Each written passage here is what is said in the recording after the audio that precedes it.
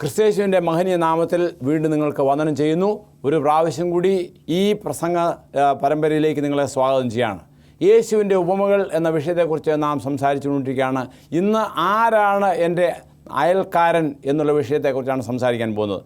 അതിനു മുൻപായിട്ട് നമുക്ക് നമ്മുടെ ദൈവത്തോട് പ്രാർത്ഥിക്കാം. ഞങ്ങളെ സ്നേഹിക്കുന്ന സ്വർഗീയ വാഴ്ത്തപ്പെട്ട ദൈവമേ, പരിശുദ്ധ നാമത്തിന് വീണ്ടും നന്ദിയോടെ സ്തോത്രം. അവിടുത്തെ സന്നിധിയിലായിരുന്ന് തിരുവചനം ധ്യാനിപ്പാൻ കർത്താവ് അടിയങ്ങളെ പഠിപ്പിച്ചതായ ഉപമകളെക്കുറിച്ച് ചിന്തിപ്പാൻ ഒരവസരം കൂടി തന്നിരിക്കാൻ നന്ദിയോടെ സ്തോത്രം. ഈ ധ്യാനയോഗത്തെ അനുഗ്രഹിക്കണമേ. കാര്യങ്ങൾ നന്നായി മനസ്സിലാക്കുവാൻ അവിടുത്തെ കൃപ അടിയങ്ങളിരിക്കണമെന്ന് യേശുവിൽ കൂടി താഴ്മയോട് വിനയമായി ചോദിക്കുമ്പോൾ കൃപയോടെ കേൾക്കുമാറാകണമേ. മനുഷ്യരുടെ ഹൃദയത്തിൽ പലതരത്തിലുള്ളതായ ചിന്തകൾ ഉണ്ട്. എന്നാൽ അന്യോന്യ വ്യക്തി ബന്ധത്തെക്കുറിച്ച് ചിന്തിക്കുമ്പോൾ അത് അയലോക്കത്തുള്ള വ്യക്തി എന്നെ കണ്ടാൽ മിണ്ടുന്നില്ല, അല്ലെങ്കിൽ അവൻ്റെ ജീവിത രീതി ഇങ്ങനെയാണ് അങ്ങനെയാണ്. അപ്പോൾ അങ്ങനെ ഒരു മനോഭാവമുണ്ട്. ആയതുകൊണ്ട് ചിലപ്പോൾ ആ വ്യക്തിയെ സ്നേഹിക്കാൻ അല്ലെങ്കിൽ വെറുക്കുകയല്ല, ഒരു ഒരു ഒരു ഒരു അകൽച്ച. അപ്പോൾ അതിന് ഉള്ള വഴികൾ ഒരു വശത്തുണ്ട്. എന്നാൽ പലപ്പോഴും ഞാൻ മറ്റുള്ളവനേക്കാൾ നല്ലവനാണ്, അല്ലെങ്കിൽ കുറേ കൂടി നല്ല സ്വാധീനമുള്ള വ്യക്തിയാണ്, ധനവാനാണ്, അല്ലെങ്കിൽ ഇങ്ങനെയുള്ള ചില ചിന്തകളൊക്കെയും മനുഷ്യരുടെ മനസ്സിൽ വരാറുണ്ട്. അപ്പോൾ അതുകൊണ്ട് അന്യോന്യമുള്ള ബന്ധം ചിലപ്പോൾ അകന്ന് കഴിയുന്ന ഒരു സാഹചര്യമുണ്ട്.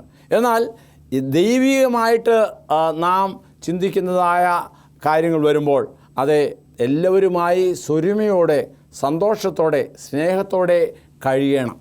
എന്നാൽ പലപ്പോഴും അത് സാധിക്കാതെ പോകുന്ന ഒരവസരമുണ്ട്. പ്രത്യേകിച്ച് പറയുമ്പോൾ നാം ഈ വേദപുസ്തക ബാക്ക്ഗ്രൗണ്ട് അതിൻ്റെ പിന്നിലുള്ള കാര്യങ്ങൾ പഠിക്കുമ്പോൾ യേശുക്രിസ്തു ജനിച്ചതായ അല്ലെങ്കിൽ യേശുക്രിസ്തു ജീവിച്ചിരുന്നതായ നാളുകളിൽ അന്ന് യഹൂദന്മാരും സമേരിയക്കാരും തമ്മിൽ വലിയൊരു വ്യത്യാസമുണ്ടായിരുന്നു. അത് അവരുടെ മനസ്സിൽ ഉണ്ടായിരുന്നു. അങ്ങനെ ഇരിക്കെ അല്ലെങ്കിൽ ആ ഒരു ചിന്താഗതി ഉണ്ടായിരിക്കെ ആ സാഹചര്യത്തിൽ കർത്താവായ യേശു ക്രിസ്തു അവരോട് കർത്താവായ യേശു ക്രിസ്തുവിൻ്റെ അടുത്ത് ഒരു വ്യക്തി വരികയാണ്.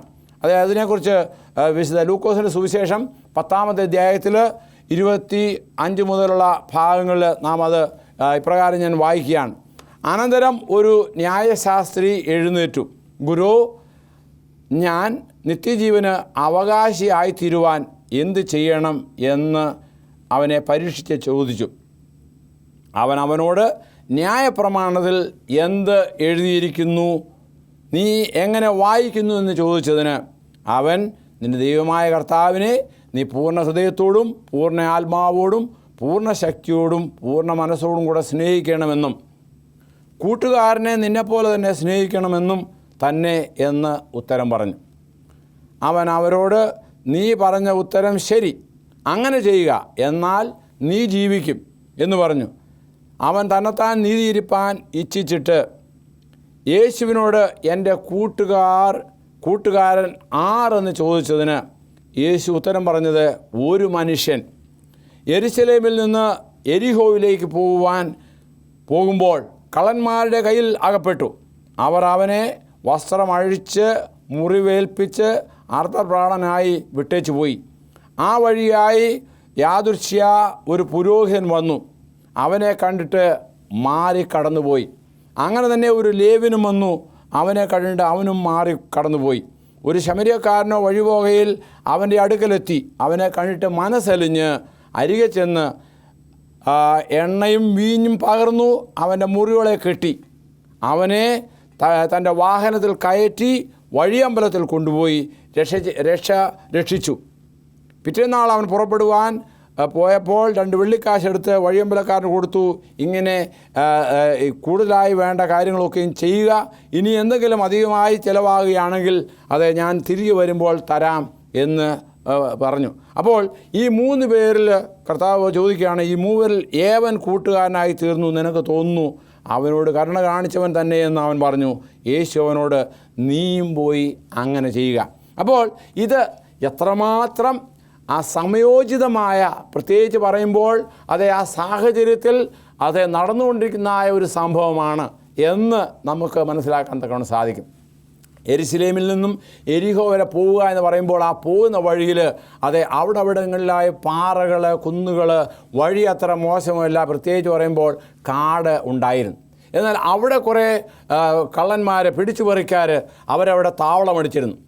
അവർ ഈ പോകുന്ന വഴി യാത്രക്കാരെ ആക്രമിക്കുക, അവരിൽ നിന്നും പണവും മറ്റ് കാര്യങ്ങളും സമ്പാദിക്കുക എന്നുള്ളൊരു പതിവുണ്ടായിരുന്നു. അപ്പോൾ ഈ പതിവിനെയാണ് യേശു ക്രിസ്തു അവിടെ ചൂണ്ടിക്കാണിച്ചത്. എന്നാൽ അവർ ചെയ്യുന്ന കുറ്റത്തെയല്ല, പിന്നെയോ അവിടെ ഉണ്ടായിരുന്ന വ്യക്തികളുടെ മനോഭാവത്തെ. ഇത് കർത്താവ് ഒരു ഉപമയാണ് പറഞ്ഞെങ്കിലും അത് അച്ചട്ടായിട്ട് നടന്നുകൊണ്ടിരിക്കുന്നതായ ഒരു കാര്യമാണ്. നമുക്കറിയാം, നമ്മുടെ ചില സ്ഥലങ്ങൾ ഇന്ന് എല്ലായിടത്തും പുരോഗതി വന്നിട്ടുണ്ട്. എന്നാൽ പല സ്ഥലങ്ങളിലും അതിലേക്കൂടെ യാത്ര ചെയ്യുമ്പോൾ സൂക്ഷിക്കണം എന്ന് പറയാറുണ്ട്. അതായത് ഞാൻ പാലക്കാട് അടുത്ത് മുണ്ടൂർ എന്ന് പറഞ്ഞതായ സ്ഥലത്ത് ജോലി ചെയ്തുകൊണ്ടിരുന്നതായ സമയത്ത് അവിടെ ഒരു ദിവസം ഇങ്ങനെ യാത്ര, അതായത് അത്യാവശ്യമായിട്ട് ഒലവക്കോട്, അന്ന് ഒലവക്കോടായിരുന്നു ഇന്നത്തെ പാലക്കാട് സ്റ്റേഷൻ. അപ്പോൾ അവിടെ ഒലവക്കോട് വരെ പോകേണ്ട ആവശ്യമുണ്ടായിരുന്നു. വാഹനമില്ല. പിന്നെ എന്തു ചെയ്തു? ഞാൻ നടക്കുവാൻ തക്കവണ്ണം തീരുമാനിച്ചു. അപ്പോൾ ഈ കാണേണ്ട വ്യക്തി വരുന്നത് ഏകദേശം 4 മണിക്കാണ്. അതായത് രാവിലെ സമയം. അതായത് മറ്റൊന്നുമല്ല, ബോംബെയിൽ നിന്ന് വരുന്ന ട്രെയിനിൻ്റെ സമയം അനുസരിച്ച് 4 മണിക്ക് പാലക്കാട് വരും. അന്നത്തെ കാലത്തെ കാര്യം പറയുന്നത്. അപ്പോൾ ഈ വ്യക്തിയെ കാണുവാൻ തക്കവണ്ണം വാഹനമില്ല. ഏകദേശം രാത്രി 7 മണി കഴിഞ്ഞാൽ പിന്നെ വാഹനമില്ല. എന്നാൽ ഞാനവിടെ പുതിയൊരു വ്യക്തിയായിരുന്നു. ആരോടും ചോദിച്ചില്ല. എന്തു ചെയ്തു? വലിയൊരു ടോർച്ചുമായിട്ട്, അന്ന് വഴിയിൽ വെളിച്ചമില്ല, അതുകൊണ്ട് ടോർച്ചുമായിട്ട് ഞാൻ പതിയെ നടന്ന് ഒലവക്കോട്ട് വന്നു. 4 മണിക്ക് ആ വ്യക്തിയെ കണ്ടു. അതിനുശേഷം ബസ്സിൻ്റെ സമയമായപ്പോൾ തിരിച്ച് ബസ്സിൽ കയറിപ്പോയി. അപ്പോൾ അതിനുശേഷം പിന്നീട് ഒരു വ്യക്തിയോട് ഞാൻ ഇതിനെക്കുറിച്ച് സംസാരിച്ചപ്പോൾ, സാർ ചെയ്തത് വലിയൊരു മണ്ടത്തരമാണ്. കാരണം അബദ്ധവശാൽ ആ വഴിയിൽ കള്ളന്മാർ ഉള്ള സ്ഥലമാണ്. അപ്പോൾ അത് അറിഞ്ഞപ്പോൾ പിന്നീടൊരു ഭവ്യത ഉണ്ടായി. എന്നിരുന്നാൽ തന്നെയും അനേക ഇടങ്ങളിൽ ഇപ്പോഴും അതുപോലുള്ളതായ കാര്യങ്ങൾ ഉണ്ട്. അപ്പോൾ ഈ ഒരു കാര്യത്തെ കർത്താവ് അവൻ്റെ മുൻപാകെ പറയുകയാണ്. അതായത് വാസ്തവമായി നടന്നുകൊണ്ടിരിക്കുന്ന ഒരു കാര്യമാണ്. അത് ഉപമയിലൂടെ കർത്താവ് പറഞ്ഞു. കാരണം ആ വ്യക്തിയെ ഒരു പാഠം പഠിപ്പിക്കാൻ, എന്താണ് നിൻ്റെ അയൽക്കാരനാരാണെന്ന്. ഇപ്പോൾ ഇവിടെ 3 വ്യക്തികളാണ് ഈ മുറിവേറ്റ് കിടന്നതായ വ്യക്തിയുടെ അടുത്തുകൂടി പോയത്. നമുക്കറിയാം, ഒന്ന് ഒരു പുരോഹിതനായിരുന്നു. പുരോഹിതന്മാർ ദൈവത്തിൻ്റെയും മനുഷ്യരുടെയും മധ്യവർത്തികളായിട്ട് നിൽക്കുന്ന വ്യക്തികളാണ്. അപ്പോൾ അവർ മാതൃകയുള്ളവരായിരിക്കണം. അവരുടെ മാതൃക മറ്റുള്ളവരെ സഹായിക്കുക. വെറും ദൈവത്തെ അല്ലെങ്കിൽ ദേവാലയത്തിൽ പോയി അവിടെ വേല ശുശ്രൂഷ ചെയ്ത് അതിൽ കിട്ടുന്ന പ്രതിഫലം കൊണ്ട് ഉപജീവനം കഴിക്കുന്നതിനേക്കാൾ ഉപരിയായിട്ട് എപ്പോഴും മനുഷ്യരെ സഹായിക്കുന്നതിന് വേണ്ടിയുള്ളൊരു മനോഭാവം ഉള്ളവരായിരിക്കണം. എന്നാൽ അത് നമുക്കവിടെ കാണുന്നില്ല. പിന്നെയോ അവന് താൻ ഓർത്ത് നോക്കുക, ഞാൻ ദേവാലയത്തിൽ പോകേണ്ടവനാണ്, ഞാൻ ആരെങ്കിലും തൊട്ടാൽ പിന്നെ അശുദ്ധിയായി തീരും, അതുകൊണ്ട് ആ വഴി മാറിപ്പോയി. അതിൻ്റെ പുറകെ വന്നത് ആരായിരുന്നു? ഒരു ലേവ്യനായിരുന്നു. ആ ലേവ്യനും അതേ പ്രവൃത്തി ചെയ്യുന്നവനാണ്. എന്താണ്? ദേവാലയത്തിൽ ശുശ്രൂഷ ചെയ്യുന്നവനാണ്. അതായത് ഓരോ സമയത്തും ഇന്ന വ്യക്തികളല്ല, ഇന്ന സമൂഹത്തിൽപ്പെട്ടവരിൽ ഇന്ന ഗോത്രമല്ല, അവരുടെ ഓരോ കുടുംബം വഴിയായിട്ട് ആരൊക്കെ എന്തൊക്കെ സേവനം ചെയ്യണം അത് അവർ ചീട്ടിട്ട് തീരുമാനിക്കുന്നതാണ്. അപ്പോൾ ഈ ലേവ്യനും അതുപോലെ തന്നെ അവിടെ വന്നു. എന്തിനു വേണ്ടിയാണ്? ദൈവാലയത്തിലെ വേല ചെയ്യുവാൻ, ശുശ്രൂഷ ചെയ്യുവാൻ. അപ്പോൾ ഇവരൊക്കെയും എന്തിനാണ്? മറ്റുള്ളവരുടെ നന്മയ്ക്ക് വേണ്ടി, അതായത് ദൈവസന്നിധിയിൽ നിൽക്കുന്നവരാണ്. അപ്പോൾ അവർ മാതൃകയുള്ളവരായിരിക്കണം. എന്നാൽ ഈ മാതൃക അവിടെ ഉണ്ടായില്ല. അവർ രണ്ടുപേരും വഴിമാറിപ്പോയി. പിന്നീട് വന്നത് സമര്യക്കാരനായിരുന്നു. സമര്യക്കാരനെക്കുറിച്ച് പറയുമ്പോൾ ആ സമര്യക്കാരൻ്റെ അല്ലെങ്കിൽ സമര്യക്കാർ ശത്രുക്കളാണ്, ദൈവമില്ലാത്തവരാണ്, അവർ ദുഷ്ടന്മാരാണ്, അങ്ങനെയുള്ള ഒരു ചിന്താഗതി, അതായത് പാപികളാണ് എന്നുള്ള ചിന്താഗതി അവർക്കുണ്ടായിരുന്നു. നമുക്കറിയാം, യേശുവിൻ്റെ അടുത്ത് ഒരു സ്ത്രീ, യേശു ഇങ്ങനെ വഴിയാത്ര പോകവേ സമര്യക്കാരുടെ ദേശത്തിന് അടുത്തായിട്ടുള്ളൊരു കിണറിന് വന്നപ്പോൾ വളരെ ക്ഷീണിച്ചു. സംഭവം വേദപുസ്തകത്തിലാണ്. അവിടെ ക്ഷീണിച്ച് അതിൻ്റെ കരയിലിരുന്നു. അപ്പോൾ ശിഷ്യന്മാർ ആഹാരം വാങ്ങിക്കുവാൻ വേണ്ടി അവർ പോയി. ആ സമയത്ത് സമര്യക്കാരത്തിയായ ഒരു സ്ത്രീ വന്നു വെള്ളം കോരുവാൻ തുടങ്ങി. അപ്പോൾ അവളോട് എനിക്ക് വെള്ളം തരണം എന്ന് ചോദിക്കുന്ന ഒരു സാഹചര്യമുണ്ടല്ലോ. ഇത് രേഖപ്പെടുത്തിയിരിക്കുന്ന യോഹന്നാന്റെ സുവിശേഷം 4-ാമത്തെ അധ്യായത്തിലാണ്. ശമര്യ സ്ത്രീ അവനോട്, നീ യഹൂദനായിരിക്കെ ശമര്യക്കാരത്തിയായ എന്നോട് കുടിപ്പാൻ ചോദിക്കുന്നത് എങ്ങനെ എന്ന് പറഞ്ഞു. യഹൂദന്മാർക്കും ശമര്യക്കാർക്കും തമ്മിൽ സമ്പർക്കമില്ല, അൺടച്ചബിലിറ്റി.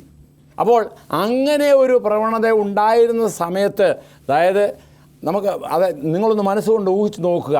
കാരണം ഇത്രമാത്രം അന്യോന്യം അല്ലെങ്കിൽ ഇങ്ങനെ വിഭാഗിച്ച് ഇരിക്കുന്നതായ സാഹചര്യത്തിൽ ഉള്ള ഒരു സംഭവമാണ് ഇവിടെ യേശു ക്രിസ്തു പറഞ്ഞത്. അപ്പോൾ എന്താണ് പറയുന്നത്? യഹൂദന്മാർക്കും ശമര്യക്കാർക്കും തമ്മിൽ എന്തില്ല? സമ്പർക്കമില്ല. അപ്പോൾ ചരിത്രം പഠിക്കുന്നത് ശമര്യയിൽ ഉണ്ടായിരുന്നതായ വ്യക്തികൾ, അതായത് അന്നത്തെ ഇസ്രായേൽ 10 ഗോത്രവും ശമര്യ ആസ്ഥാനമാക്കി രാജ്യം വിഭജിച്ചപ്പോൾ ഭരിച്ചുകൊണ്ടിരിക്കുകയായിരുന്നു, അതിൽ ജീവിച്ചുകൊണ്ടിരിക്കുകയായിരുന്നു. അവർ അവിടെ യെരുശലേമിലെ ദേവാലയത്തിന് പകരമായിട്ട് 2 സ്ഥലങ്ങളിൽ ദേവാലയം പണിയുകയും അങ്ങനെ ആ ദൈവത്തിൽ നിന്ന്, അതായത് ഗോത്രത്തിൽ നിന്നുള്ള അകൽച്ചയേക്കാൾ ഉപരിയായിട്ട് ദൈവത്തിൽ നിന്ന് അകന്നു പോവുകയും ചെയ്തു. പിന്നീട് അവരെ അസിറിയ രാജാക്കന്മാർ വന്ന് അവരെ കൊണ്ടുപോയി പല സ്ഥലങ്ങളിലായി പാർപ്പിച്ചു. അവരെ വീണ്ടും തിരിച്ചു വന്നു. എന്നിരുന്നാൽ തന്നെയും അവർ ഒരു മിക്സ്ഡ് ബ്ലഡ്, അതായത് കൂടിക്കലർന്ന ജാതിയായി തീർന്നു. അതുകൊണ്ട് യഹൂദന്മാർക്ക് ശമര്യക്കാരുമായിട്ട് യാതൊരു ബന്ധവുമില്ല. ഒന്നാമത്തെ കാര്യം, അവർ ദൈവത്തെ ആരാധിക്കുന്ന കാര്യം വിട്ടുപോയി. അപ്പോൾ അങ്ങനെയുള്ള കാര്യങ്ങളൊക്കെയും വന്നുകൊണ്ട് അവരെ ഒരു ശത്രുക്കളായിട്ട്, അല്ലെങ്കിൽ അവരെ പാപികളായിട്ട് ഉള്ളൊരു ചിന്തയിലാണ് കരുതിക്കൊണ്ടിരുന്നത്. അപ്പോൾ അതുകൊണ്ട് ശമര്യക്കാരുമായുള്ള ബന്ധം പലപ്പോഴും വളരെ വിരളമാണ്. അതായത് ആ വഴി കൂടെ പോകുന്നത് തന്നെ ആർക്കും ഇഷ്ടമില്ല. അപ്പോൾ അങ്ങനെയുള്ളൊരു സാഹചര്യത്തിൽ ഒരു യഹൂദനാണ് ഇതുപോലെ ആക്രമണത്തിൽ അപകടത്തിൽപ്പെട്ട് അവിടെ വീണത്. എന്നാൽ അവനെ സഹായിപ്പാൻ തക്കവണ്ണം ആർക്ക് സാധിച്ചു? ഒരു ശമര്യക്കാരന് സാധിച്ചു. അതുപോലെ തന്നെ കർത്താവായ യേശു ക്രിസ്തു ഈ ഭൂമിയിലായിരുന്നപ്പോൾ ശമര്യക്കാരെക്കുറിച്ചുള്ള ചിന്താഗതിയെക്കുറിച്ച് ഒരു സംഭവം രേഖപ്പെടുത്തിയിട്ടുണ്ട്. അതായത് യേശുക്രിസ്തുവിനോട് അവർക്ക് വാശി മൂത്തപ്പോൾ, അതായത് യേശുക്രിസ്തു നല്ല കാര്യങ്ങളൊക്കെ ചെയ്തു, അവരെക്കാൾ ഉന്നതനാണ് എന്നുള്ള നില വന്നപ്പോൾ അവർ പറയുന്നത് രേഖപ്പെടുത്തിയിരിക്കുന്ന യോഹന്നാൻ സുവിശേഷം 8-ാമത്തെ അധ്യായത്തിൽ 48 അതായത് അവരിങ്ങനെയാണ് പറയുന്നത്, യഹൂദന്മാർ അവനോട്, നീ ഒരു ശമര്യൻ, നിനക്ക് ഭൂതമുണ്ട് എന്ന് ഞങ്ങൾ പറയുന്നത് ശരിയല്ലയോ? അപ്പോൾ ഒരു ഭൂതമുള്ള വ്യക്തി, അതായത് ഏറ്റവും നീചമായ രീതിയിൽ അവനെക്കുറിച്ച് കരുതുന്നതായ ഒരു പ്രവണത. അപ്പോൾ അവിടെ നിന്ന് നാം പഠിക്കുന്നത് എന്താണെന്ന് അറിയാമോ? അതായത് യഹൂദന്മാർക്ക് ശമര്യക്കാർക്കുമായിട്ട് ഇന്നത്തെ നമ്മുടെ നേരത്തെ ഇന്ത്യയിലുണ്ടായിരുന്ന പോലെ അൺടച്ചബിലിറ്റി എന്നുള്ള രീതിയിൽ, അപ്പോൾ ആ ഒരു ആറ്റിറ്റ്യൂഡുള്ളതായ വ്യക്തികളാണ്. എന്നാൽ അവിടെ ഈ മുറിപ്പെട്ട് കിടക്കുന്നതായ വ്യക്തിയോട് അനുകമ്പയുണ്ടായത് ആർക്കായിരുന്നു? ശമര്യക്കാരനായിരുന്നു. അപ്പോൾ ആ ശമര്യക്കാരൻ എന്തു ചെയ്തു? അതിനെക്കുറിച്ച് നാം വായിച്ചു. താൻ മുറിവ് കെട്ടി, അതുപോലെ തന്നെ തൻ്റെ വാഹനത്തിൽ താനെ വഹിച്ചുകൊണ്ടുവന്നായ കഴുതപ്പുറത്ത് കയറ്റി ഒരു വഴിയമ്പലത്തിൽ കൊണ്ടുപോയി അവിടെ വേണ്ട ശുശ്രൂഷകളും ചെയ്യുവാനും അവന് വേണ്ട ആഹാരം കൊടുക്കുവാനും അവന് അവിടെ വിശ്രമിപ്പാനും തക്കമുള്ള എല്ലാ വഴികളും ഒരുക്കിയതിന് ശേഷമാണ് ഈ ശമര്യക്കാരൻ തിരിച്ചു പോകുന്നത്. അപ്പോൾ ആ മനുഷ്യൻ ചെയ്തതായ കാര്യത്തെ നമുക്ക് ഒന്ന് ചിന്തിക്കാം. അതായത് ആ മനുഷ്യന് അനുകമ്പയുണ്ടായിരുന്നു. ആ മനുഷ്യന് അവിടെ കിടന്ന് രക്തം ഒഴുകി മരിക്കാനുള്ള സാധ്യതയുണ്ട്. അത് പലപ്പോഴും സംഭവിക്കാറുണ്ട്. നമുക്കറിയാം, ഒരു വണ്ടി ആക്സിഡൻ്റായിട്ട് ഒരു വ്യക്തി റോഡിൽ കിടക്കുകയാണെങ്കിൽ ആരും എത്തി നോക്കുകയില്ല. എന്നാൽ വേണ്ട സഹായം ചെയ്യേണ്ട ഒരു കടപ്പാട് നമുക്ക് ഓരോരുത്തർക്കുമുണ്ട്. അത് ഈ പറയുന്ന എനിക്കുമുണ്ട്. ആയതുകൊണ്ട് നാം പലപ്പോഴും അത് വഴിമാറിപ്പോകുന്നതായ ഒരു സാഹചര്യമുണ്ട്. അതേ തെറ്റ് ഇന്നും ആവർത്തിക്കാൻ തക്കവണ്ണം സാധിക്കും. ഞാൻ പറഞ്ഞല്ലോ, ഇത് ദൈവത്തിൽ നിന്ന് നൽകിയിരിക്കുന്ന ഒരു കഴിവാണ്. എന്ത്? സ്നേഹം. ദൈവം തന്നെ സ്നേഹമാകുന്നു. അപ്പോൾ love is the basis of godliness. Whatever the profession, no man has pure love to God unless that he has unselfish love for his brother. ഇപ്പോൾ അതിനൊരു പറച്ചിലുണ്ട്. അതായത് ഈ ഭൂമിയിൽ ജീവിച്ചിരിക്കുന്നതായ മനുഷ്യനെ നമുക്ക് സ്നേഹിക്കാൻ സാധിക്കുന്നില്ലെങ്കിൽ സ്വാർത്ഥതയാണ് പലപ്പോഴും ആ സ്നേഹം നമ്മെ വിട്ടുമാറുന്നു. അതായത് തിരുവചനം പറയുന്നുണ്ട്, ഈ ഭൂമിയിൽ നിൻ്റെ സഹോദരൻ നിനക്ക് സ്നേഹിക്കാൻ സാധിക്കുന്നില്ല എങ്കിൽ എങ്ങനെ നീ കാണാത്തതായ ദൈവത്തെ ഞാൻ സ്നേഹിക്കുന്നു എന്ന് പറയാൻ സാധിക്കും. ആയതുകൊണ്ട് മനുഷ്യ സ്നേഹം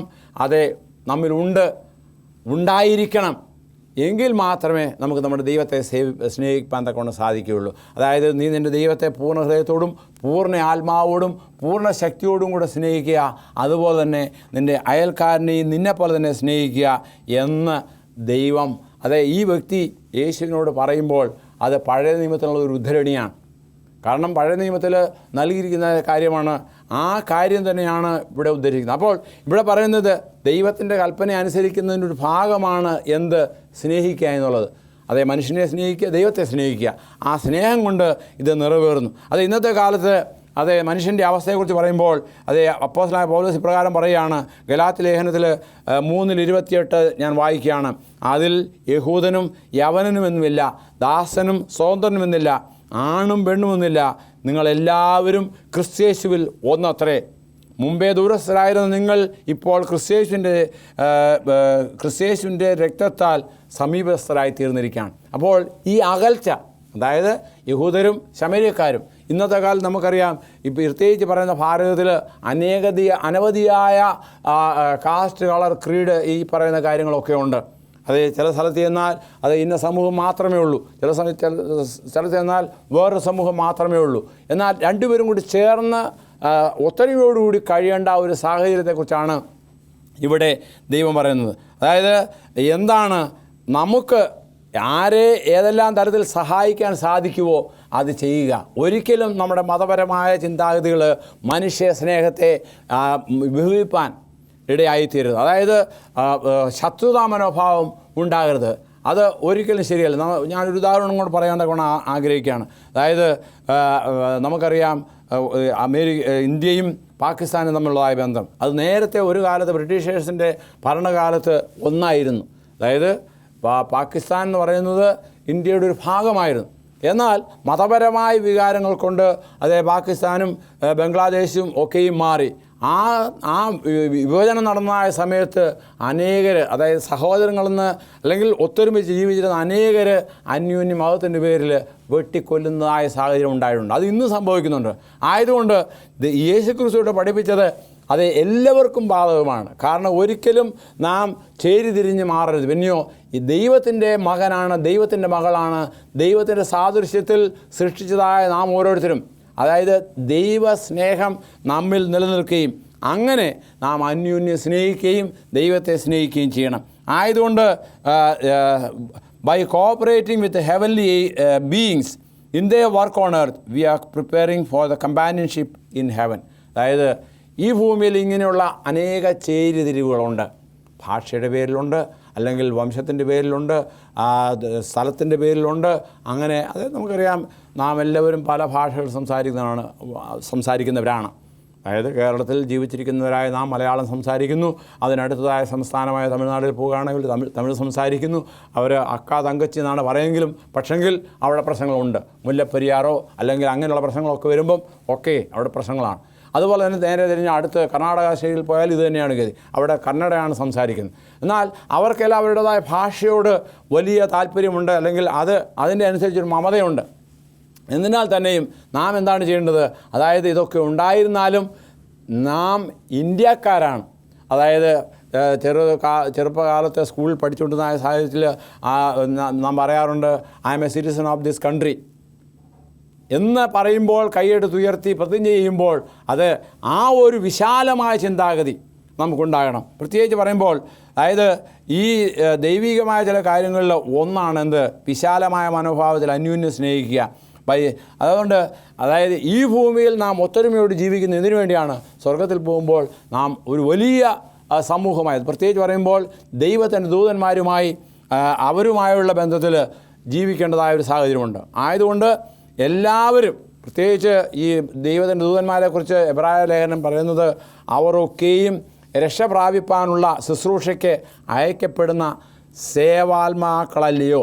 അപ്പോൾ നമ്മെ സഹായിപ്പാൻ തക്കവണ്ണം ദൈവമാക്കിയിരിക്കുന്നതായ സേവകന്മാരാണ് ദൈവത്തിൻ്റെ ദൂതന്മാർ. അപ്പോൾ അവർ ചെയ്യുന്നതായ കാര്യം പോലെ തന്നെ നാം ചെയ്യണം. അതായത് യേശുക്രിസ്തു ഈ ഭൂമിയിൽ വന്നപ്പോൾ ഇപ്രകാരം പറയുണ്ടായി, മനുഷ്യപുത്രൻ ശുശ്രൂഷ ചെയ്യിപ്പാനല്ല, ശുശ്രൂഷിപ്പാനും അത് മറ്റുള്ളവരുടെ നന്മയ്ക്ക് പ്രവർത്തിപ്പാനും തക്കവണ്ണം. അപ്പോൾ ആ ഒരു മനോഭാവം നമുക്ക് ഓരോരുത്തർക്കും ഉണ്ടാകണം. അതാണ് സ്വർഗം ആഗ്രഹിക്കുന്നത്, അതാണ് ദൈവം ആഗ്രഹിക്കുന്നത്. അപ്പോൾ ഞാനീ പറഞ്ഞതായ കാര്യം നിങ്ങൾ ഓർത്ത് നോക്കുക. കാരണം ഈ ഭൂമിയിൽ മനുഷ്യന് വ്യത്യാസമുണ്ട്, അല്ലെങ്കിൽ ഭാഷ, വംശം, ഗോത്രം, അങ്ങനെ ഉള്ള കാര്യങ്ങളുണ്ട്. അത് വളരെ വ്യത്യസ്തമായിട്ടുണ്ട്. എന്നിരുന്നാൽ തന്നെയും നാം എല്ലാവരെയും സൃഷ്ടിച്ചതായ ദൈവം ഒന്നാണ്. ഇപ്പോൾ എൻ്റെ കൈവിരൽ ഇങ്ങനെ മുറിക്കുകയാണെങ്കിൽ അവിടെ നിന്ന് ചോര വരും. അതേ മനുഷ്യനാകുന്ന നാം ഓരോരുത്തർക്കും അത് ദൈവം നൽകിയിരിക്കുന്ന ഒരു അതിശയമായ കാര്യമാണ്. നാം കഴിക്കുന്ന ആഹാരം എടുക്കുകയാണെങ്കിൽ അത് ചിലപ്പോൾ കേരളത്തിലുള്ളവർ നെല്ലിൻ്റെ ആഹാരമായിരിക്കും, അല്ലെങ്കിൽ കപ്പ, അല്ലെങ്കിൽ അങ്ങനെയുള്ളതായിരിക്കും. പക്ഷേ എല്ലാവരും ആഹാരം കഴിക്കുമ്പോൾ അതിലുള്ള ന്യൂട്രിയൻസ് എല്ലാം ഒന്ന് തന്നെയാണ്. അതായത് കാർബോഹൈഡ്രേറ്റ്, ഫാറ്റ്, അതുപോലെ ഉള്ള വസ്തുക്കൾ അത് അങ്ങനെ അടങ്ങിയിരിക്കുന്നതാണ്. അതൊക്കെയും നമുക്ക് രക്തം തരുന്നു. ഈ രക്തം നമുക്ക് എന്ത് ചെയ്യുന്നു? ഇപ്പോഴത്തെ ആധുനിക സമ്പ്രദായ പ്രകാരം അല്ലെങ്കിൽ മെഡിക്കൽ വേൾഡിനനുസരിച്ച് രക്തം അന്യോന്യം പകരുവാൻ അല്ലെങ്കിൽ കൊടുക്കുവാനൊക്കെ കൊണ്ട് സാധിക്കും. എന്നാൽ ചില ഗ്രൂപ്പുകളൊക്കെ ഉണ്ടെങ്കിലും അതായത് മറ്റുള്ളവരെ രക്ഷിപ്പാനൊക്കെ വേണം ചിലപ്പോൾ നിൻ്റെ രക്തമായിരിക്കും, അല്ലെങ്കിൽ നിങ്ങളുടെ എൻ്റെ രക്തമായിരിക്കും ഉപയോഗിക്കേണ്ടത്. അപ്പോൾ അങ്ങനെ അന്യോന്യം സഹായിച്ച്, അന്യോന്യം സഹകരിച്ച് ജീവിക്കുവാനൊക്കെ വേണം. അതായത് ദൈവസ്നേഹം നമ്മിലുണ്ടാകണം. അപ്പോൾ ആരാണ് എൻ്റെ അയൽക്കാരൻ ചോദിച്ചാൽ നാം ഏതെങ്കിലും തരത്തിൽ മറ്റുള്ളവരെ സഹായിപ്പാൻ തക്കവണ്ണം ഏതെല്ലാം സന്ദർഭങ്ങളുണ്ടോ അത് തക്കത്തിൽ വിനിയോഗിക്കുക. അതേ മാനവരാശിയിൽ അതേ നമ്മുടെ ഇടയിൽ അനേക പ്രശ്നങ്ങൾ പലപ്പോഴും പലയിടങ്ങളുണ്ടാകാറുണ്ട്. രോഗം, ദുഃഖം, അതുപോലെ ആക്സിഡൻറ്റ്സ്, ഇതൊക്കെയും സംഭവിക്കുന്നു. അങ്ങനെയുള്ളതായ സാഹചര്യത്തിൽ മറ്റുള്ളവരെ സഹായിപ്പാൻ തക്കവണ്ണം പ്രത്യേകിച്ച് ഈ ഉപമയിൽ നാം പഠിച്ചത് എന്താണ്? അതായത് കള്ളന്മാരാൽ മുറിപ്പെട്ട് കിടന്നതായ ആ യഹൂദ വ്യക്തിയെ ഒരു ശമരിയക്കാരൻ ചെന്ന് രക്ഷിപ്പാൻ തക്കവണ്ണം ഇടയായി തീർന്നു. അപ്പോൾ ആരാണ് എൻ്റെ അയൽക്കാരൻ എന്നുള്ള ചോദ്യത്തിന് അവിടെ മറുപടി വന്നു. അതായത് ഈ 3 പേരിൽ അതേ മറ്റവനെ സഹായിച്ചവനാണ്. അത് ശമരിയക്കാരനായിരുന്നു. അതുകൊണ്ട് ഞാനത് പ്രത്യേകിച്ച് പറഞ്ഞതെന്താണെന്ന് വെച്ചാൽ യഹൂദൻ അല്ലെങ്കിൽ ദൈവ പുരോഹിതൻ ചെയ്യേണ്ടതായ കാര്യങ്ങളൊക്കെയും ആര് ചെയ്തു? ശമരിയക്കാരൻ ചെയ്തു. അവനൊരു മനുഷ്യനാണ്. അവന് ദയ, ഈ പറയുന്ന സ്വഭാവം, അതായത് എല്ലാ മനുഷ്യർക്കും ദൈവികമായി നൽകിയിരിക്കുന്നതായ കഴിവുകളാണ്. അതൊക്കെയും തക്കത്തിൽ വിനിയോഗിച്ചുകൊണ്ട് ദൈവത്തിൻ്റെ നാമത്തിനായി, മറ്റുള്ളവരുടെ നന്മയ്ക്കായി പ്രവർത്തിപ്പാൻ ദൈവം നമ്മെ ഓരോരുത്തരെയും സഹായിക്കട്ടെ എന്ന് ഞാൻ പറയുകയാണ്. കാരണം ദൈവം അത്ഭുതം നമുക്ക് ചെയ്തിരിക്കുന്നു. ദൈവം നമുക്ക് ജീവൻ തന്നെ ദാനമായി തന്നിരിക്കുകയാണ്. ആ ദൈവത്തിന് നന്ദി പറയുവാനൊക്കെ നമുക്ക് എപ്പോഴും സാധിക്കണം. അതിനുവേണ്ടി എന്ത് കാര്യം മറ്റുള്ളവർ ചെയ്യുവാൻ സാധിക്കുമോ അത് ചെയ്യുക. അതിനെപ്പോഴും നാം സദാ സന്നദ്ധരായിരിക്കണം. അതിന് ദൈവം നമ്മെ ഓരോരുത്തരെയും സഹായിക്കട്ടെ. നമുക്ക് പ്രാർത്ഥിക്കാം. ഞങ്ങളെ സ്നേഹിക്കുന്ന സ്വർഗീയ വാഴ്ത്തപ്പെട്ട ദൈവമേ, ഒരു വലിയ സത്യം അടിയങ്ങൾക്ക് കർത്താവ് പറഞ്ഞതായ ഉപമയിലൂടെ മനസ്സിലാക്കി തന്നിരിക്കാൻ നന്ദിയുടെ സ്തോത്രം. അടിയങ്ങൾ അന്യോന്യം സഹായിപ്പാനും അങ്ങനെ ദൈവിക സ്നേഹം അടിയങ്ങളിൽ നിഴലിട്ട് അത് പ്രതിഫലിപ്പാനും കർത്താവ് കൃപയാകണമേ. ഇതുവരെയും ഞങ്ങൾക്ക് ചെയ്ത അനുഗ്രഹങ്ങൾക്കെല്ലാം നന്ദിയുടെ സ്തോത്രം. അവിടുത്തെ വരവിനായി ഒരുങ്ങുവാനും കർത്താവ് ഒരുക്കിയിരിക്കുന്ന ദേശത്ത് പാർക്കുവാനും ഞങ്ങളെ ഒരുക്കണമേ. യേശുവിൽ കൂടി താഴ്മയുടവനുമായി ചോദിക്കുമ്പോൾ കൃപയോടെ കേൾക്കുമാറാകണമേ. ആമേൻ. എന്നെ കേട്ടുകൊണ്ടിരിക്കുന്ന എല്ലാവർക്കും എൻ്റെ നന്ദിയെ അറിയിക്കുകയാണ്. തുടർന്നും നാം ഇതിനെക്കുറിച്ച് പഠിക്കാം. എന്നാൽ നിങ്ങൾക്ക് എന്തെങ്കിലും സംശയങ്ങളോ പ്രാർത്ഥനാ വിഷയങ്ങളോ ഉണ്ടെങ്കിൽ ഞങ്ങളുടെ കൊടുത്തിരിക്കുന്ന മേൽവിലാസത്തിൽ എഴുതുക. കണിശമായിട്ടും ഞങ്ങൾ അതിന് നിയോഗിച്ചിരിക്കുന്ന വ്യക്തികൾ നിങ്ങൾക്ക് വേണ്ടി പ്രാർത്ഥിക്കുകയും നിങ്ങൾക്ക് വേണ്ടി സഹായം ചെയ്യുന്നതുമാണ്.